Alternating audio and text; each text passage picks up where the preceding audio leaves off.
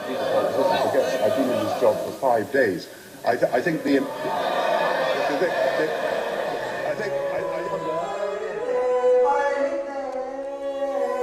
Britain की संसद लोकतंत्र का आधार, सभ्यता की पहचान, अंग्रेजी के गढ़ हाउस ऑफ लॉर्ड्स व हाउस ऑफ कॉमन्स में हिंदी की गूंज।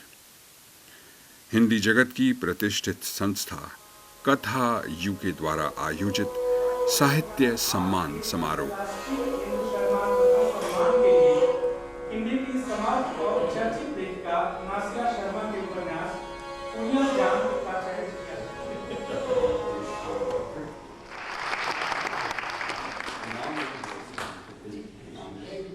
UK is about language.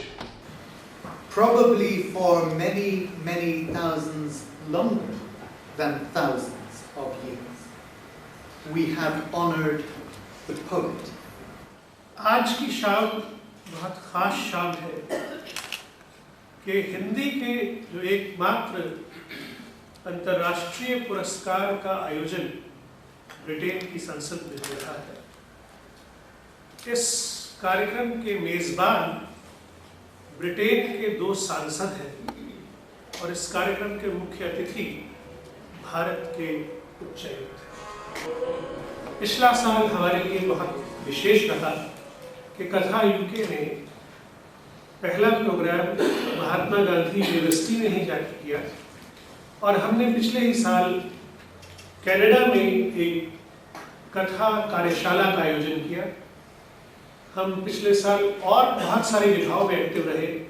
तो कथा यूके ने केवल कथा और साहित्य तक अपने आप को सीमित न रख के पिछले साल अलग अलग किस्म के काम किए, जिससे कि हम इस देश में, इस मुल्क में हिंदी और भारतीयता को इस्टेब्लिश करने की। कथा यूके जब इन्हें पुरस्कृत कर रहा है तो एक बहुत सही व्यक्ति को, एक बहुत सही प्रतिभा को रेखांकित करने का काम भी कर रहा है। और इस पुरस्कार की भारत में इसकी बहुत रंगूज होती है और हर साल लोग बड़े बेसब्री के साथ इंतजार करते हैं कि इस बार का कथा यूके सम्मान किसे मिल रहा है।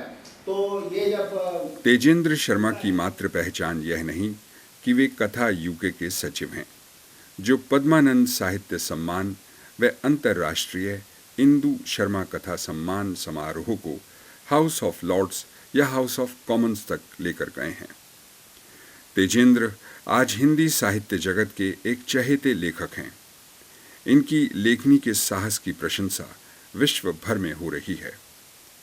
तेजेंद्र शर्मा के व्यक्तित्व के विभिन्न पहलुओं पर चर्चा करने के लिए पिछले दिनों लंदन की संस्था एशियन कम्युनिटी आर्ट्स ने एक गोष्ठी का आयोजन किया।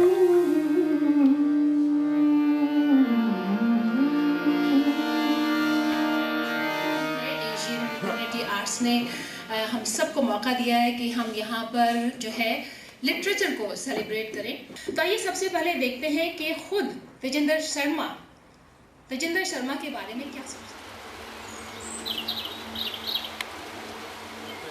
हैं। लेखन मुझे विरासत में मिला। दरअसल मेरे पिता श्री नंद गोपाल मोहला वो उर्दू में लिखा करते थे, तो उनके लेखन का असर हमारे बचपन से हम पर था। तो मुझे याद है कि मैं कॉलेज में पढ़ता था और बाबा नागार्जुन हमारे कॉलेज में, तो अपनी पहली जो गज़ल लिखी थी, तुम रूठ करके मेरे जब यार चले आए, नफ़रत का अपनी करके इजहार चले आए। तो ये बाबा नागार्जुन के सामने हमने ये सुनाई और उन्होंने कहा कि बेटा रुकना नहीं, कलम रुकनी नहीं चाहिए, बस लिख। और मेरी पहली किताब अंग्रेज़ी में जब छप के आई, लॉर्ड बायरन पर लिखी थी। मैं उस वक्त करीब 24.5 साल का था और उससे अगले ही साल मेरी किताब जॉन कीट्स पर भी छप गई। इंदु जो मेरी पत्नी थी, उन्होंने उपन्यासों पर अपनी थीसिस लिखनी थी, तो हमने पहली बार हिंदी के साहित्यिक उपन्यास पढ़े जब इंदु जी की थीसिस वाले उपन्यास पढ़े, तो हमें लगा कि हम भी हिंदी लिख सकते हैं। तो अपने पहली कहानी लिखी प्रतिबिंब, फिर पहला कहानी संग्रह काला सागर छपा, ढिबरी टाइट, और लंदन आने से ठीक पहले तीसरा कहानी संग्रह देह की कीमत भी छपा। ढिबरी टाइट को महाराष्ट्र राज्य साहित्य अकेडमी अवार्ड भी मिला प्रधानमंत्री वाजपेयी के हाथों। कि जब मैं भारत में था तो एयर इंडिया में फ्लाइट पर्सर की नौकरी में था, तो एक दिन कुवैत में रहता था, एक दिन लंदन में रहता था, एक दिन न्यूयॉर्क में रहता था, कभी ऑस्ट्रेलिया में हूँ तो कभी अफ्रीका में हूँ। तो मेरी कहानियों का जो कैनवस था वो हमेशा से बड़ा था, वो अलग था, वो एक अलग किस्म की दुनिया दिखाता था हिंदी के पाठक को जिससे वो पहले परिचित नहीं था। तो काला सागर कहानी जो मेरी है वो एक एयर क्रैश पर आधारित थी। नरेंद्र कोहली ने कहीं कमेंट दिया था कि अगर हिंदी कहानी का इतिहास लिखा जाएगा तो उसमें लिखा जाएगा कि एयरलाइन से जुड़ी कहानियां सबसे पहले तेजेंद्र शर्मा ने लिखी। तो जब वहाँ से लंदन आ गया तो लंदन को पराया देश मानना बंद कर दिया, क्योंकि हम जहाँ हमारा घर है उस जगह को हमें अपना मानना होगा। जब हम टेम्स नदी के किनारे जाते थे तो हम उसे हरिद्वार की हर की पौड़ी की गंगा से कंपेयर करते थे। तो उन दिनों ये कविता लिखी गई कि बाजार संस्कृति में नदियाँ नदियाँ ही रह जाती हैं, बनती हैं व्यापार का माध्यम, माँ नहीं बन पाती है। क्योंकि टेम्स जो है वो लोगों के दिलों में ये सवाल जगा ही नहीं पाती। फिर मैंने यहाँ आके देखा यहाँ भारतीय कैसे रहते हैं, यहाँ के गोरे लोगों के साथ उनके किस तरह के इंटरेक्शंस हैं। तो मेरी कहानियों के थीम बदल गए। मैंने ये मुहिम शुरू की इस देश में कि आप अपनी कहानियों में यहाँ के थीम्स लेके आइए। तो मेरा पहला कहानी संग्रह 2003 में, इसका नाम है ये क्या हो गया। उसके बाद जो संग्रह आया है 2007 में वो है बेघर आंखें। 3 कहानी संग्रह 3 अलग अलग भारतीय भाषाओं में भी छप के आ गए। पासपोर्ट का रंगहरू नेपाली में, ईंटों का जंगल उर्दू में और ढिबरी टाइट पंजाबी में। आदरणीय ज़किया ज़ुबेरी जी ने हमें संपर्क किया और उन्होंने कहा कि देखिए मैं अपने पति की ज़िंदगी पर एक किताब लिखाना चाहती हूँ और मैं चाहती हूँ कि उन्होंने जो स्ट्रगल किया, अब ज़ुबेरी साहब जो हैं वो कानपुर में पैदा हुए और जब भारत का पार्टीशन हुआ तो उन्होंने SSC पास की थी, 10वीं पास की थी और वो छोड़ के पार्टीशन में पाकिस्तान चले गए और वहाँ उन्होंने अपनी पीठ पर बोझ उठा उठा के अपनी पढ़ाई पूरी की। एक तरह से मुझे इससे रोचा करने का मौका मिला कि मैंने एक ऐसे आदमी को दोबारा से हीरो इस्टेब्लिश करने में सफलता पाई जिन लोगों के बारे में मैं समझता था कि वो ज़िंदगी के असली हीरो हैं। फिर देखिए मुझे मौका मिला कि मैं पुरवाई का संपादन करूं। अब ये बहुत अच्छा मौका था मेरे लिए एक संपादक के तौर पे। पुरवाई दिल के साथ जुड़ी है, यहाँ इतनी मेहनत से छपती है, तो मैंने पुरवाई में यहाँ के लेखकों को और भारत के लेखकों को मिला के एक नया पुल बनाने की कोशिश की। अब इसके बाद मेरा जो सबसे ताज़ा कहानी संग्रह है वो है कब्र का मुनाफा। लेकिन इस बीच हमने 2-3 किताबें संपादित भी की। एक हरि भटनागर के साथ मिलकर हमने समुद्र पार रचना संसार संपादित किया।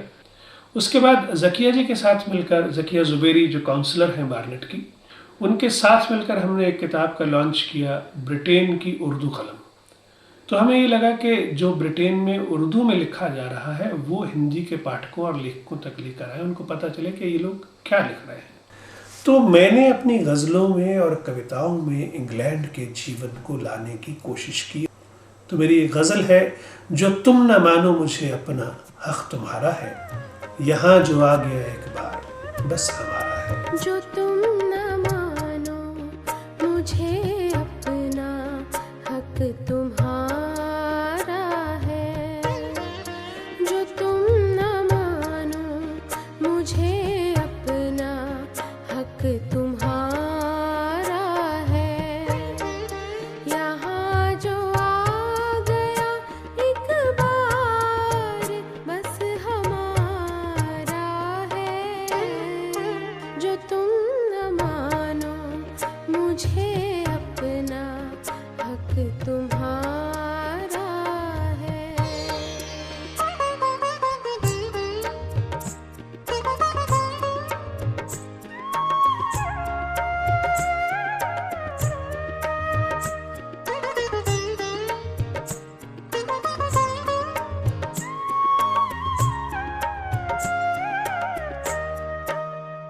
कहाँ कहाँ के परिंदे बसे हैं आके यहाँ,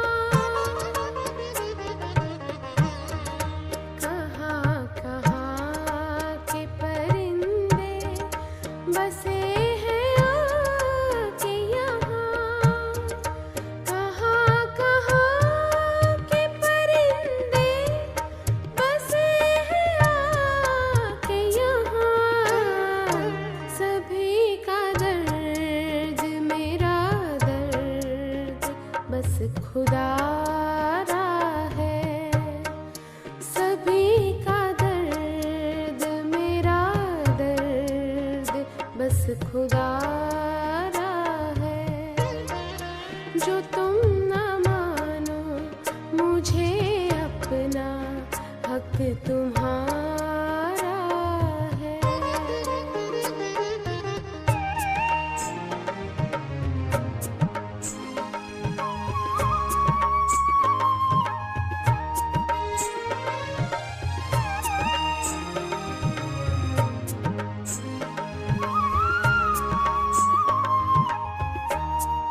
नदी की धार बहे आगे मुड़ के ना देखे,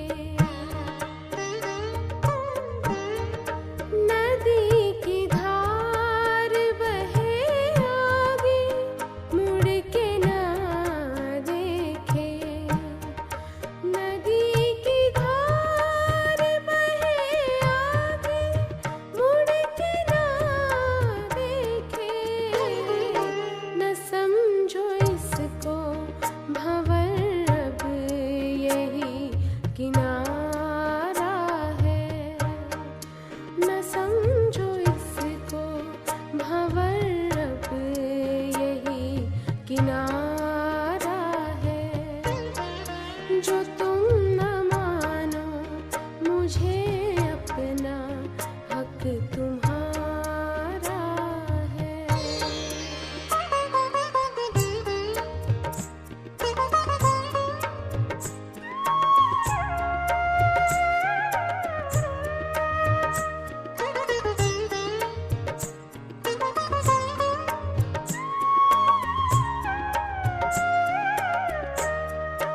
जो छोड़ आए बहुत प्यार है तुम्हें उससे,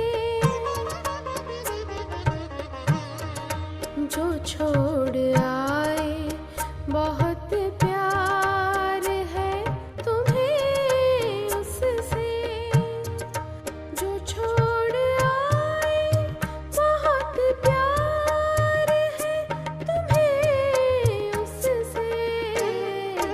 बहे बयार जो समझो न तुम शरारा है, बहे बयार जो समझो न तुम शरारा है, जो तुम न मानो मुझे अपना हक तुम्हारा है।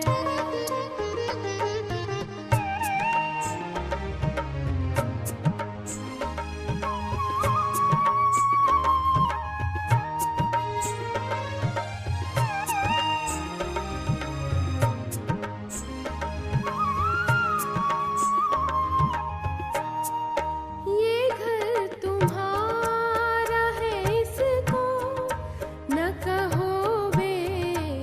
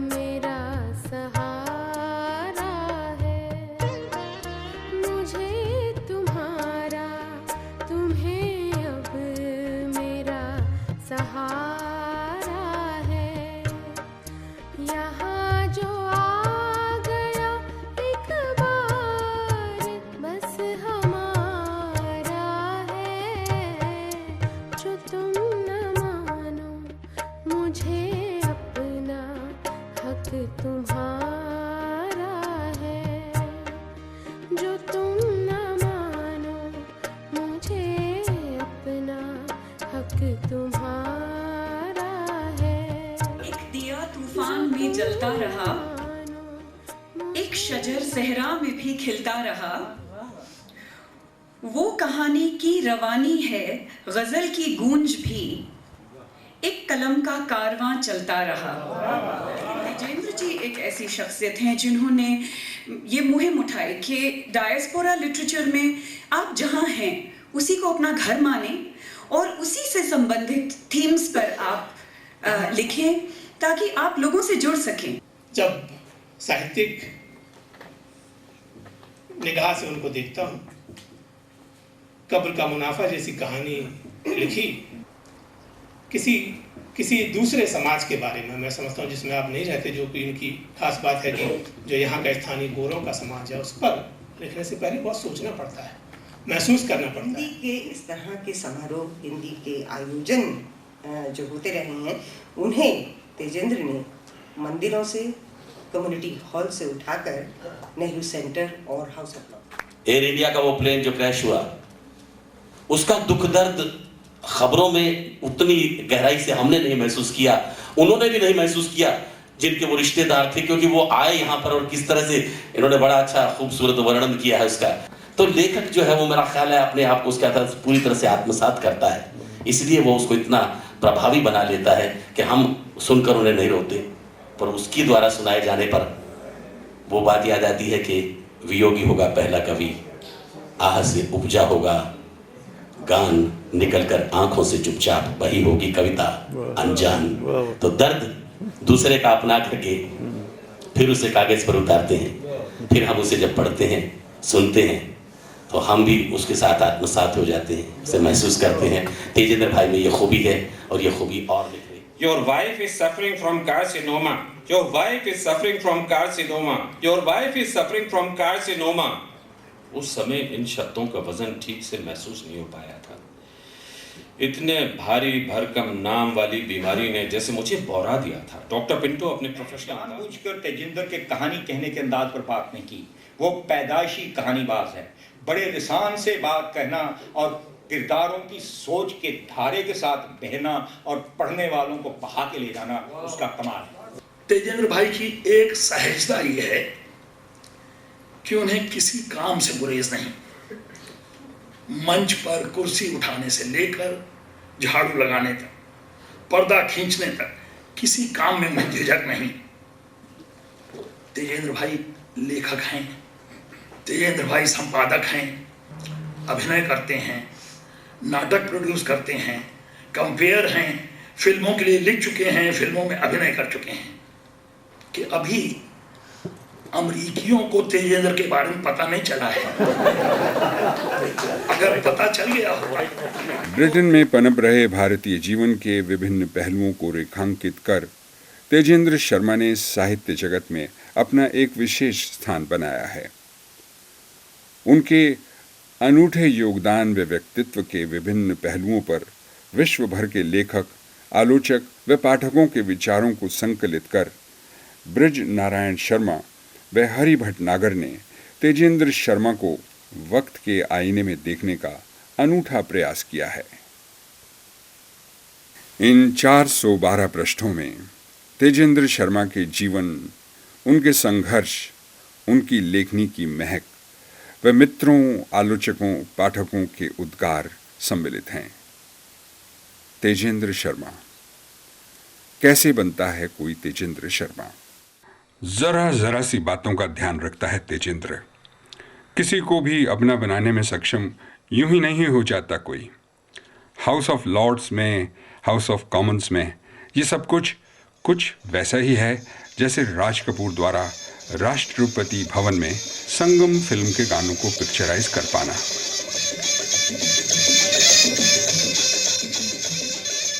याद आती है राजेंद्र कुमार की वो बात कि सबने कोशिश की मुगल गार्डन में शूटिंग कर सकें, मगर भाई राज साहब हैं। यूं ही नहीं बनता कोई राज कपूर, और हिंदी साहित्य के राज कपूर हैं तेजेंद्र शर्मा।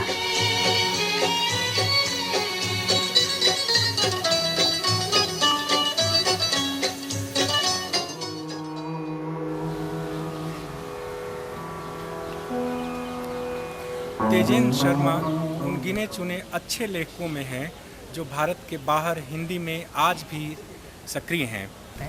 और आपने बहुत कुछ ऐसा दिया है जिसमें आप जहाँ रह रहे हैं वहाँ के बारे में और जहाँ से रहकर गए हैं वहाँ के बारे में, दोनों के दुख दर्द को, व्यथा कथा को आपने बहुत ही खूबसूरती से निकाला है, उसे लिखा है। बहुत लंबे समय से लिख रहे हैं और ये एक संयोग की ही बात है कि वो वहाँ रहते हैं, इंग्लैंड में रहते हैं। सबसे पहले मैंने कहानी लिबरेटाइट या फिर एक कहानी और थी जिसका मैं नाम भूल रहा हूँ, जिसमें कि एक बच्चा एक फ्रिज में बंद हो जाता है, और भी तो बहुत मार्मिक और संप्रेषणीयता से भरपूर कहानियाँ हैं। मुझे सबसे अच्छी बात तेजेंद्र शर्मा के लेखन की ये लगती है कि वो कभी भी अपने प्रवासीपन का रोना धोना नहीं मचाते अपनी रचनाओं में। उनकी रचनाएं एक तरह से देखा जाए तो पूरी तरह से मुख्य धारा में शामिल रचनाएं हैं, और मुझे उनकी कहानियों में ये अच्छा लगा कि वो बड़े विविध अनुभव देते हैं, ऐसे अनुभव जो एक भारतीय को वहाँ जाकर कुछ अजूबा लगते हैं। वो मुझे लगता है कि वो सीधे चोट करते हैं पाठक की संवेदना के ऊपर, और वहाँ जाकर कहानी खत्म होती है जहाँ से उसका सर्वाधिक असर होता है।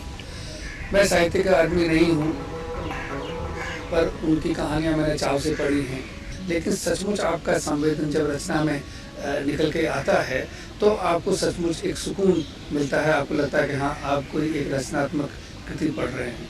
तो उनकी कहानी का जैसे मैं उदाहरण दूं कि उनकी एक कहानी मैंने पढ़ी, उसका नाम है खिड़की। तो उसमें एक व्यक्ति खिड़की पर बैठा है और लगभग उसका परिवार बिखर चुका है, पत्नी नहीं है, बच्चे भी अलग रहते हैं, और वो उस अपने अकेलेपन में धीमे धीमे पाता है कि वो अकेला वो नहीं है, दुनिया में एक बहुत बड़ा हिस्सा है जो अकेले लोगों का है। उसके अतिरिक्त मैं समझता हूँ कि जिस चीज़ को कम रेखांकित किया गया कि तेजेंद्र शर्मा एक सशक्त विचारक और मौलिक चिंतक है। कि अभी आपने टाइम मैगजीन का नया अंक देखा होगा, जिसमें टाइम मैगजीन ने कवर स्टोरी छापी है कि हमारी दुनिया 5 कौन महत्वपूर्ण विचार हैं जिनके बल पर हमारी दुनिया चल रही है। तो मेरा मानना है कि तेजेंद्र की कहानियाँ उन सबको एड्रेस कर रही हैं आज के ज़माने में, और वो ऐसे कहानीकार हैं जो अपने समय से पहले उन मुद्दों की पहचान करते हैं, जैसे व्यक्तिवाद, अकेलापन, पैसे की प्रमुखता, रिश्तों का गिरना, और उसको एक बेइंतहा क्रूरता में जब बदलते चले जाना। एक तथाकथित बौद्धिकता से, अपने तरह की बौद्धिकता से दूर ये कहानियाँ हैं। शिल्प के साथ साथ कथ्य की जो गंभीरता है वो इन्होंने अपनी कहानियों में भरपूर रखी है, और वो है। तेजेंद्र ने बहुत अच्छी कहानियाँ लिखी हैं। मैं कहूँगा कि उन्होंने हिंदी कहानी में एक नई तरह के कथानक और नई तरह के पात्र लाए हैं, जिनका क्षेत्र देश भी है और विदेश भी है। मैं समझता हूँ कि तेजेंद्र से कि हमने 5-7 कहानियाँ छापी हैं और सब बड़ी ही प्रसिद्ध हुई, बड़ी प्रशंसा मिली, और लोगों ने आग्रह किया कि हम उनकी और कहानियाँ छापें। उनकी कहानियों में लंदन का या बाहरी विदेशों का परिवेश है, वहाँ के संबंध हैं, वहाँ की समस्याएं हैं, वहाँ के लोग हैं, और ये चीज़ हिंदी साहित्य की मूल धारा को काफ़ी समृद्ध और संपन्न करती है। वैसे मैं उनकी कहानियों का बड़ा पुराना पाठक हूँ और प्रशंसक भी हूँ। पिछले वर्ष जो कहानी उन्होंने साहित्य अकादमी में सुनाई थी वो भी मैंने सुनी थी, और बहुत अच्छी कहानी थी। और आपका जो पढ़ने का अंदाज है, जो आपकी अदायगी है, वो भी एक बड़ा विशेष महत्वपूर्ण अंदाज है। मुझे नहीं लगता कि तेजेंद्र शर्मा जी जिस तरह से कथा पाठ करते हैं और उसे जितना रोचक तरीके से वो कथा को प्रस्तुत करते हैं, तो उस तरह से कथा पाठ करते हुए उनकी आवाज़ बहुत अच्छी है। उनकी आवाज़ से तो लगता है कि उनको आकाशवाणी में या दूरदर्शन में काम करना चाहिए। हमेशा उनकी आवाज़ से मुझे लगता है कि पूरा कमरा भर गया जैसे। बहुत खूबसूरत नाटकीय ढंग से कहानी पढ़ते हैं। उनके पास कहानी पढ़ने की एक अद्भुत कला है, और वो पूरा एटमॉस्फेयर क्रिएट कर देती है। ये बात मुझे अच्छी लगती है, किसी आदमी की आवाज़ अच्छी हो तो वो एक तरह से रूल करता है। अमिताभ बच्चन अपनी आवाज़ के सहारे ही इतने सालों से हिंदुस्तानियों के और सब लोगों के दिल पर राज कर रहे हैं। अब हम अगर सोचें कि एक व्यक्ति के रूप में तेजेंद्र शर्मा के व्यक्तित्व के जो आयाम हैं वो एक साधारण व्यक्तित्व नहीं है, एक असाधारण व्यक्तित्व है और उसमें उनके व्यक्तित्व के कई आयाम। उनकी जो यात्रा है वो सहज नहीं है। उन्होंने अपने जीवन में बहुत से कष्ट उठाए। कैंसर कहानी हम सब ने पढ़ी है। इंदु जी को जानना भी एक बहुत हमारे मिलने के कुछ दिनों बाद ही उनकी बीमारी का पता चला और उसके बाद अपनी कैंसर की बीमारी को जानकर उसके बाद उन्होंने जैसा जीवन वो जी रही थी, जैसा उनका व्यवहार था, उसको देखकर उनके प्रति मन में एक बहुत सहज आदर और श्रद्धा उपस्थित थी। और उस दौरान हमने इन दोनों के उस अंतर संघर्ष को भी थोड़ा सा देखा, महसूस किया। फिर जो हुआ हम सब जानते हैं और फिर तेज लंदन गए। नए सिरे से उन्होंने जीवन को यहाँ से उखाड़ के वहाँ रोपा। तो ये देखना बहुत सुखद है हम लोगों के लिए, एक लेखक के नाते तेजेंद्र शर्मा को देखना, उनके विकास को देखना, और एक व्यक्ति के नाते एक बहुत ही आकर्षक व्यक्तित्व है। और वो एक तरह से यानी पहली मुलाकात में ही दिल जीत लेते हैं। ये हम लोगों के साथ है, महिलाओं के साथ पता नहीं क्या होता होगा। ये बड़े अलमस्त व्यक्ति हैं। जब मैं उनसे मिली तो मुझे लगा ही नहीं कि वो हमसे अभी कुछ साल छोटे हैं। मैं जब भी तेजेंद्र शर्मा का नाम लेती हूँ या किसी से सुनती हूँ तो सबसे पहले उनकी आवाज़ और फिर उनकी शरारती हंसी, दो चीज़ें मेरे जहन में एकदम सामने उभर कर आती हैं। उनको ईश्वर ने जो बहुत सी चीज़ें दी हैं, वरदान दिए हैं, उनमें एक मित्र बनाने की कला और एक सहज गुण भी है। लोगों को, अजनबियों को भी अपना बनाने का।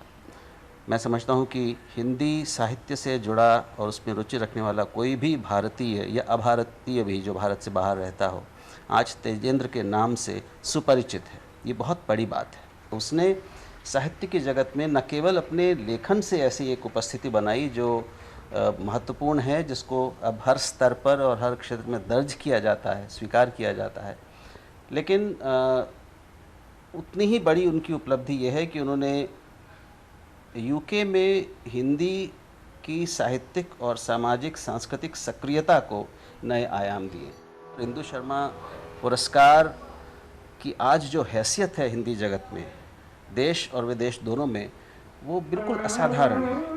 कि संगठनकर्ता जो हैं, हमने बहुत संगठनकर्ता देखे हैं, वो अकेले एक व्यक्ति एक संगठन को चला के ले जाए और लंदन में बैठे हुए एक पुरस्कार की उन्होंने स्थापना की है, वहाँ पे और आयोजन भी करते हैं। और जब मैं इंदु शर्मा का था सम्मान लेने के लिए लंदन पहुँचा तो पता चला कि साहित्य के प्रति, हिंदी साहित्य के प्रति उनकी निष्ठा कैसी है। अपने दम पर अकेले उतना बड़ा आयोजन करना, साहित्य से ऐसे लोगों को जोड़ना जो प्रत्यक्ष तौर पर किसी भी रचनाक्रम से जुड़े हुए नहीं हैं, बहुत बड़ा काम था। उन्होंने अपने लेखन के माध्यम से, अपने भाषणों के माध्यम से बहुत महत्वपूर्ण विचार साहित्य के बारे में, प्रवासी साहित्य के बारे में उठाए। वो 60 वर्ष के हो रहे हैं। जब मैंने सुना कि वो 60 वर्ष के होने वाले हैं तो बड़ा आश्चर्य हुआ। मुझे लगा कि वो या तो मेरी उम्र के होंगे या बस 1-2 वर्ष का अंतर होगा। वैसे तो वो बहुत 20-30 सालों से ही सठियाए हुए हैं, पर अब औपचारिक रूप से सठिया रहे हैं। अब अगर वो 60 के होंगे, लगता नहीं है, अभी भी बिल्कुल राजा मुन्ना जैसे लगते हैं। राष्ट्रीय नाट्य विद्यालय रंग प्रसंग और हम सब परिवार की ओर से उनके 60वें जन्मदिन पर मैं उनको हार्दिक बधाई देता हूं। और मैं उम्मीद करता हूं कि अब कहानियों का वक्त खत्म हो चुका है। अब उन्हें चाहिए कि कुछ बड़े उपन्यास और बड़े विमर्श की चीज़ें लिखें। मैं ये ज़रूर कहना चाहती हूँ कि इधर पिछले दिनों आपकी कुछ ऐसी कहानियाँ आई जो एक अलग तरह के मोड़ को दिखाती हैं, आपके लेखन के एक अलग अंदाज़ को दिखाती हैं। वो अंदाज़ मेरे अपने पसंद से कितना मेल खाता या नहीं खाता, ये एक अलग बात है। लेकिन मैं ये चाहूँगी कि आप जब लिख रहे हों, मैं ईश्वर से ये दुआ करूँगी, कामना करूँगी कि आपकी कलम को ईश्वर वो ताकत दे कि जो भटके हुए पैरों को सही राह दिखा सकें, और समाज में जो एक लेखक का दायित्व होता है वो उसके भीतर से और निकल कर आए। एक ये भी उनसे गुजारिश कर सकते हैं कि वो उपन्यास की ओर बढ़ें, कहानियाँ का फलक छोटा है लेकिन गंभीर है। उपन्यास का फलक उनके जीवन की तरह और बड़ा हो चुका है। मैं उनको उनके जन्म दिवस पर बहुत बहुत मुबारकबाद देती हूँ। उनके अपने लिए तो एक पड़ाव तो महत्वपूर्ण है ही, लेकिन हिंदी साहित्य के लिए भी और विदेशों में किए जा रहे हिंदी लेखन के लिए भी अभी कुछ नया सोचने, लिखने और करने की अपार गुंजाइश उनके सामने है। उम्मीद ये करता हूँ कि वो 90-100 वर्ष तक ऐसे ही जीवंत, जिंदा दिल, एक्टिव और हम लोगों के बीच एक बहुत ही प्रेरणा देने वाली उपस्थिति की तरह बने रहें। और ये मान के चलती हूँ कि वो अभी बहुत लिखेंगे, बहुत सा अच्छा लिखेंगे, उपन्यास भी लिखेंगे और अपनी शरारतें कायम रखेंगे। मैं एक बार फिर से उनको हृदय से, अपने पूरे परिवार की ओर से, मल्लिका की ओर से, बच्चों की ओर से इस जन्मदिन की बधाई देता हूँ और उनकी निरंतर अपार अजस्र कह लें रचनाशीलता के बने रहने के लिए उनको शुभकामनाएं देता हूँ।